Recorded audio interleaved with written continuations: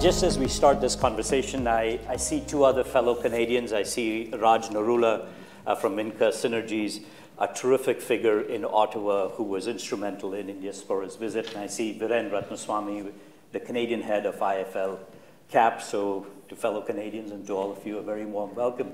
Just picking up on the conversation we just encountered this morning, and I see Sean Longdock from Calgary with Code in Canada. The interesting thing, a few years ago I was at a diaspora conference, and the speaker excerpted an article from Scientific American, and it was an Indian diaspora conference, and he called it the 3 Bs, and he talked about the monarch butterfly, the blue and the black wildebeest, and the bumblebee. Hear me out on this. I know it sounds a bit esoteric. The monarch butterfly takes 3 generations to reconnect to its roots. The blue and the black wildebeest, one of them survived in Africa and one didn't, because it didn't adapt itself to the local circumstances. And the bumblebee takes ideas, i.e. cross-pollinates, and infuses it into local societies. Senator Ratna Omidvar, in that sense, is a remarkable example of cross-pollination. She is known in many ways in Canada as a journey that's taken her from social activism to public intellectual who has committed her life to advancing the public good and now is a legislator. So, Ratna, may I just begin with just asking you, how did you go from Amritsar, Delhi, Germany, Iran, Canada? So just tell us a little bit about how did that journey begin for you? Oh God, that's a life story, so I'll try and be tight. I was born in India, in Amritsar, and like many middle-class girls, got a fairly liberal education, even in those times, boarding school, university. And then when I turned about 19 or 20, my parents started to trot out one eligible man after another, and I had to find a relatively acceptable way of escaping. So my whole story is actually predicated on escape. So I escaped to study German. It could have been Chinese for all I cared. It maybe would have served me better. And so I went to university in West Germany, and I met another foreign student there who was like me, studying at he was studying at engineering, and I was in the arts faculty, and we went on a hike together, and we're still hiking together. And that hike led me to live in Iran for 5 years. Wonderful experience living through a revolution, not such a great experience having to flee overnight. And then finding safety, security, sanctuary in Canada. I've had 3 citizenships: Indian, Iranian, now Canadian. So the issue of identity for me is not a simple one. It's a complex one. And when I came to Canada, I experienced firsthand a number of the roadblocks, and I was talking to a young couple who's planning to come to Canada, and they're coming at a so much better time, yes, there you are, than I was, because there were all kinds of roadblocks, you know. Your name is strange, that is still the case, by the way, your name is strange. You don't have any Canadian work experience, so it was a real uphill battle. And those lived experiences of what I would say is institutionalized systemic discrimination sort of formed the basis of what I do. And so I became an activist, then a public intellectual, and then one day I received a call from the Prime Minister to represent Ontario in the Senate.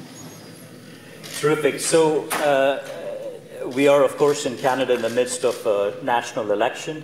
And when you look across the G7 countries, you see issues around pluralism, diversity, immigration are all very topical issues. How do you see this playing out, perhaps, not just in the Canadian context, but just sort of the issues around pluralism in, in a broader context? First, just your thoughts in Canada, but then perhaps in a more generalized sense? Well, I think this is a very interesting concept to start off with, because if there's something that we all have in common, Canada, India, and the United States, it is highly diverse societies, but our paths are different. And if I could reflect on the similarities and differences, that may well explain why the paths are different.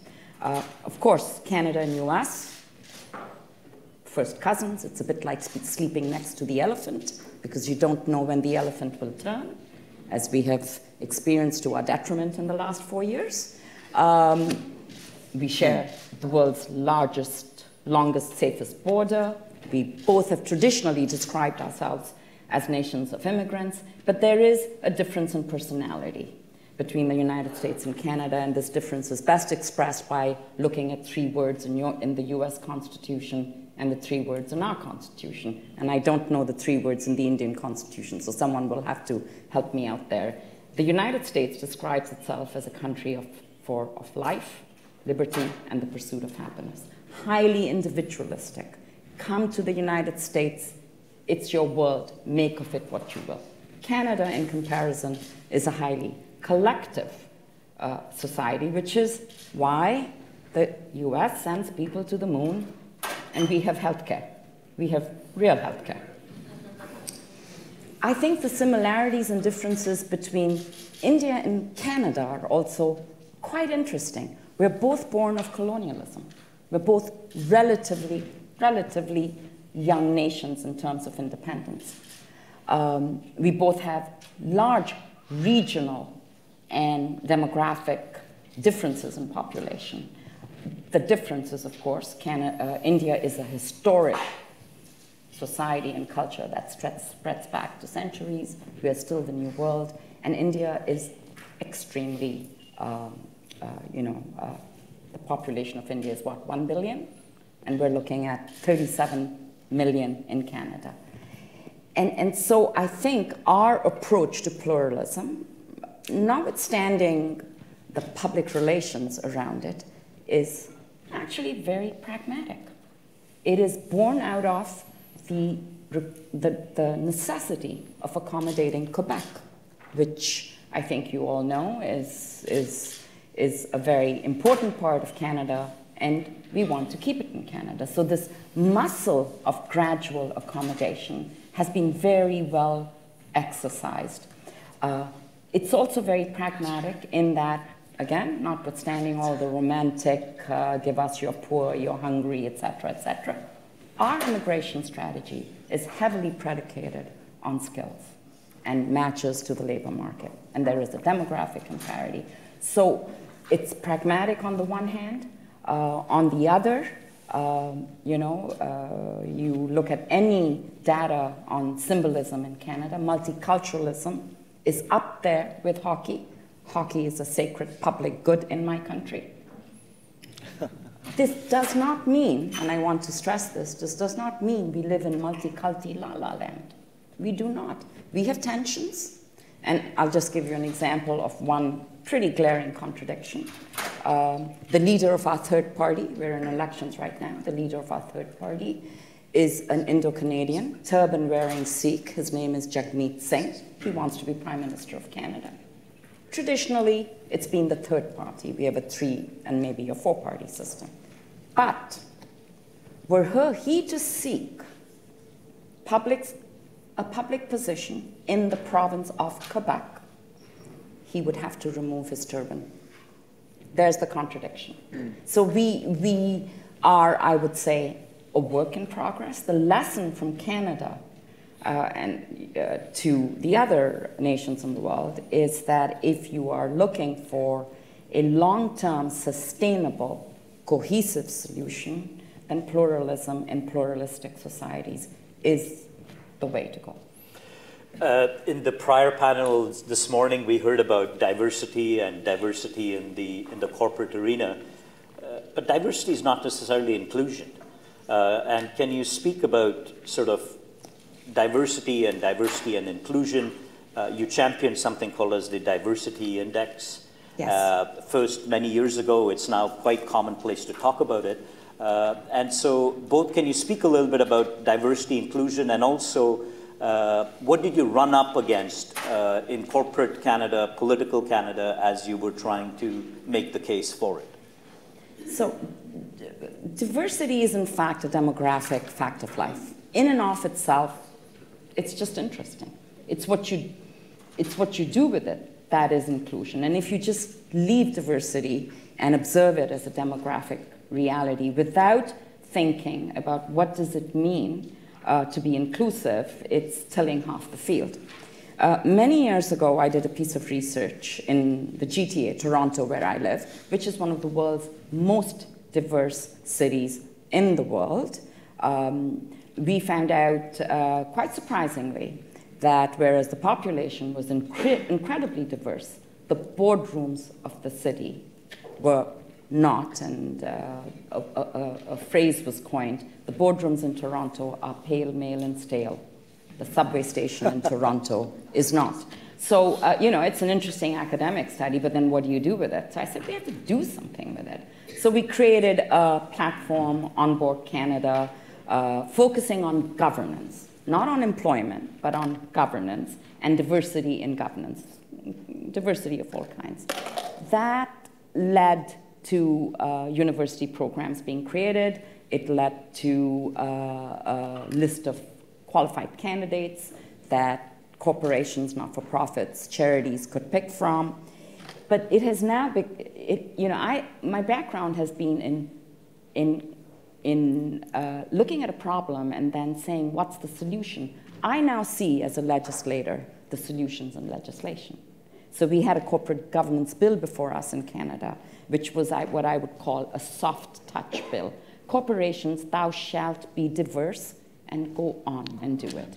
And I stood up and I argued for metrics. I argued for indicators. I said, without evidence, you will get only aspiration. And whilst I was unsuccessful in embedding the metrics into the legislation, I was successful in getting it into the regulations, which is maybe a Canadian thing, but the proof is in the pudding, let's say.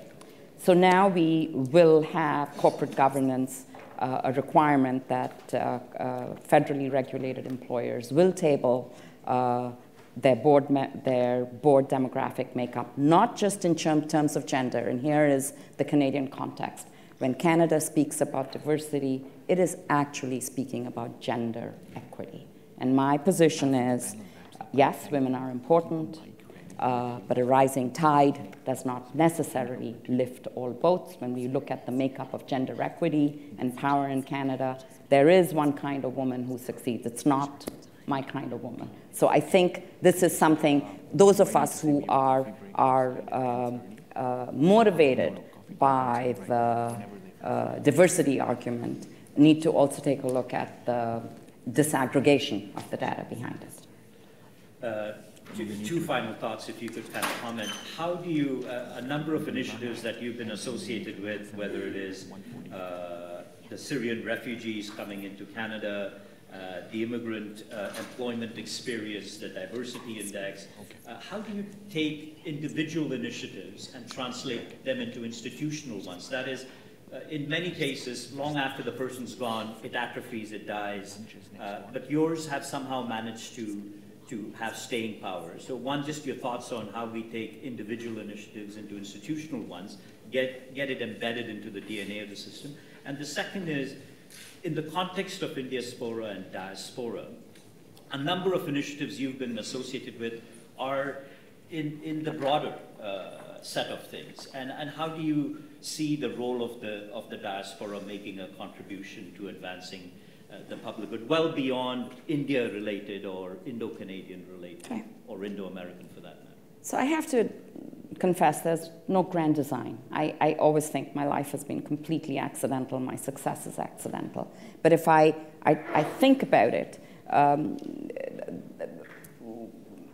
I'm very motivated by the lived experience of other people who talk to me, who engage with me. My own lived experience has been instrumental in helping me shape my identity. And just to go back to bias, I was told in 1980 when I came to Canada that I should change my name because it was too complicated, too many vowels, too many nationalities, too difficult, nobody will remember my name, I'll never get a job. So I was told to change it to Rosa. And I just couldn't do it. It's, my name is my grandmother's name. I wear it with a great deal of pride. I think of myself as a global citizen, but roots and heritage call out very strongly to me. But on the particular question, I think when people get motivated and ally themselves with others, two things can happen. You can have a movement, and a movement in and of itself can be very successful. It will solve a problem and go away. And those are actually, I love those kinds of movements because problem solve, move away. But sometimes the problems are so complex and so intense. So, for example, around refugees or employment, etc., you actually have to create institutions, which is what I have done. All these ideas that you've talked about are now healthy institutions, and I have used my networks and to propel the conversations from creating institutions to embedding systemic change in legislation. I'll just give you an example. I hope this will interest you. I will be championing a new piece of legislation in Canada, in Germany, the UK, hopefully in the US, which will see individual jurisdictions not just freeze, but seize the assets of corrupt foreign officials who have bankrupted their countries, created misery and displacement for millions of their people. Think of South Sudan, think of Myanmar, think of Venezuela. And what do these corrupt officials do? They put their money into safe jurisdictions like Canada. Like Canada. It is time to follow the money. It's time to follow the money and not just freeze the money as we all tend to do, freeze the money and then the family comes after it through a back door. My legislation will propose that we seize the money through court order and repurpose it with appropriate NGOs and oversight and accountability back to help the people who were harmed the most. If we do not look at solving problems upstream, they will come knocking at our doors downstream. Think of the refugees from Myanmar knocking on the door of India. Think of the Venezuelans in Central America. Think of irregular asylum seekers in Canada. So I think we pay attention to the problem at the wrong time, at the wrong place. If we take it upstream, we have a much better chance of protecting ourselves and, in fact, protecting the world. Thank you. Ladies and gentlemen, Senator Ratna.